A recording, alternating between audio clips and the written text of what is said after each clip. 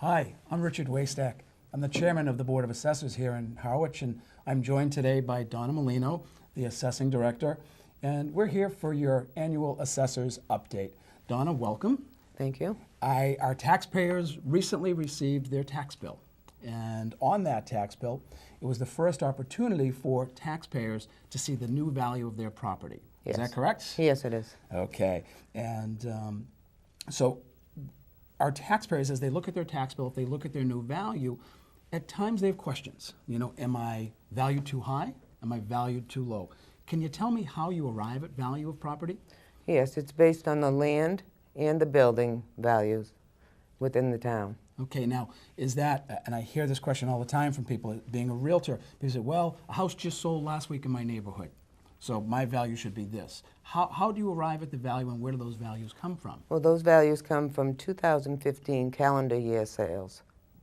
Okay, so it wasn't just last week No. or last month, it goes back to 2015. Correct. Okay, so that makes sense. And we have a form available at Town Hall that shows people's value and the different aspects of their property called the property record card. Yes. And it's up on screen as people are seeing it. And that is a lot of information about people's properties. And it's a good opportunity this time of year when people get their tax bill and they see their new value to go through that property record card. Is that correct? Yes, to make sure that all the information we have is correct. Okay, so if someone had put an addition on the home or if they had gotten rid of a part of their property, that would impact their value. Yes, it would. Okay, so where can people get a copy of that record card? They can get it online at our www.harwich-ma.gov, or they can get it in the assessor's office. Okay, so they can pick that up, and is there a charge to pick up a copy of that? No, that is it free. Okay, great. If people see that and they question their value and they want to do something about it, how do they do that? What's that process? It's an abatement, real estate abatement application, which can be found on the website and in our office as well. So they would go through and they have to do a little homework to figure out what the differences are and get like properties and so forth, and even contact a realtor and see if they can help them with that. Okay, so the application for abatement, which is on screen right now, does not have to have an appraisal with it, so people don't have to spend a lot of money to look at the values. And we have all of the sales that occurred in 2015 at Town Hall, don't we? Yes, we do. So people can do their own research, or they can go to their realtor, or if they wish, they could get an appraisal of their property, but they don't have to. But what the Board of Assessors is looking for when they consider an application for abatement is establishing true value, the market value of the property. Yes. Okay, so people have an opportunity to do that. Now, is this time sensitive? Yes, it is. It's due, the latest is February 1st of every year. And we have these applications, as I said, online and in the office so that we can accommodate all the taxpayers. We've had questions in the past of people who haven't submitted them quite on time. What happens if someone submits their application, say, February 5th? They're denied. So it's an automatic denial? It's automatic denial because it was late. And so that is based on what the state requires us to do, correct? Yes. Okay. So if taxpayers are looking to change their value, to question their value, and they want to submit an application for abatement, it is timely. You have to submit that application to Town Hall by February 1st. We can't receive it a week late or 2 weeks late, and it doesn't matter if you're out of town, if you're down south for the winter. It's required by law for us to have them by February 1st. Okay, I think we've hit that pretty well. We also have opportunities, Donna, where some of our taxpayers are having a difficult time paying their taxes. And for instance, we have a number of seniors in our community who are getting by on strictly Social Security. What are programs that are available for our seniors that can assist them in paying their taxes? Well, we have a senior exemption, which is $1,000 off the tax bill. It's based on income and assets. And we have a senior work off, which the same income and asset, and they can work and get additional monies off. Okay, let me see if I understand this. If a senior is classified as 65 or older. 65. So being 60 doesn't count. Doesn't matter if you have your AARP card, you've got to be 65. And if you're 65 years or older and you meet certain income and asset requirements, you have a right to file for a senior exemption, which will give them $1,000 off their taxes. Is that correct? Yes. Okay. One point. Didn't we not last year at town meeting vote in addition to that exemption? Yes, we did, an additional $500.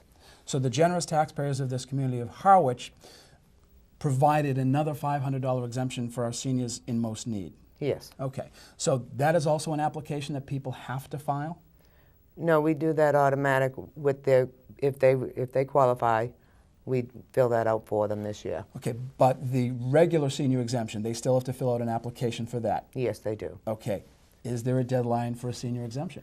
March 1st. Okay, so taxpayers, if you're out there, if you're over 65 years of age and you meet certain income and asset requirements, you have a right to fill out an application for a senior exemption. By doing that, you will qualify for up to $1,500 off of your tax bill. And I was at the men's club meeting last week here at the community center, and I had a number of men ask me about that particular program, and they said, well, we own a home.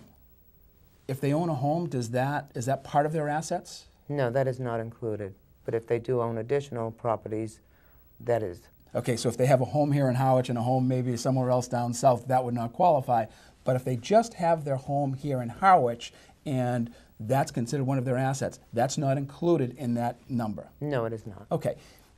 Bottom line, though, for any of our taxpayers, if there's a question out there, if you have a question of whether you would meet this criteria for income or assets, the best thing to do is to come down to Town Hall, stop at the assessor's office and speak to one of the ladies there and see if you do qualify. They would be very, very happy to assist you.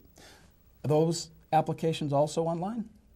The senior, no, they're not online. So they would have to come to Town Hall to get those applications? Yes. Okay. We've talked about seniors, and are there some other exemptions that are available for our taxpayers? Well, I just wanted to mention the senior work-off. That has different criteria as far as age. Okay. Senior work-off is for 60 years old, as the seniors is 65, so you can apply for that. Okay, let me stop you there for just a second. The senior work-off program. So if you're 60 years of age, if you haven't reached the age of 65, and you're having some difficulty paying your taxes, there's a program available that you can utilize to get something off of your taxes as well. Correct. You would work for the town in some capacity. The COA director would find a job for you. Okay, so taxpayers, if you're 60 years of age, between 60 and 65, and you're having difficulty paying your taxes, you have an opportunity with the Senior Work-Off Program. There are programs available, and Barbara Ann Foley, the Director of the Council on Aging, can assist you with that as well. And it's another great opportunity to take something off of your taxes, and that's up to how much, Donna? $1,000 Also as well. $1,000 that you can take off of your taxes. That's a great program as well. You have a couple of others there, and then there's one final one I want to talk about as we wrap it up. Okay. We have veterans and sight-impaired, surviving spouses, and police and fire. And we also have a hardship. And I think what Richard would like to speak on is the deferrals. Okay. This is a great program that's out there for our taxpayers. And we as a Board of Assessors look at applications every year. And unfortunately, in our community, we have some taxpayers who are surviving strictly on Social Security income. And some of those are at a level that is hard to believe that people are paying their taxes, paying for their fuel, paying for their medications, and paying for their food. Last week, we had taxpayers who came in and their income was $9,000 a year. And there's an opportunity through what we call the deferral program where you, if you meet the same criteria that has been established, you can defer paying your taxes. And you can wait until your property is sold, either by yourself or in your estate, and the town will get repaid for that. And Donna, that program has some interest associated with it, but what type of interest is that? It's 8% simple interest. Okay, so simple interest means that basically it's not compounded. You're not paying interest on the interest every year. You're just paying on what is outstanding.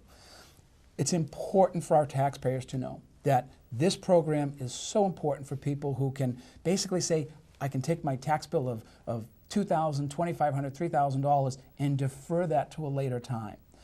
And that money makes a lot of difference in some of our seniors' lives. Yes, it helps them quite a bit. Okay. We've got a number of programs available, and the bottom line for any of our taxpayers, if you have questions about the value of your property, if you have question of whether or not you qualify for one of the many exemptions that are available to our taxpayers, contact the assessor's office. The staff there are more than willing to walk you through what these exemptions are to see what you may qualify for. And importantly, for the value of your property, you want to know that you're being assessed correctly and you're paying the appropriate amount of taxes for your property.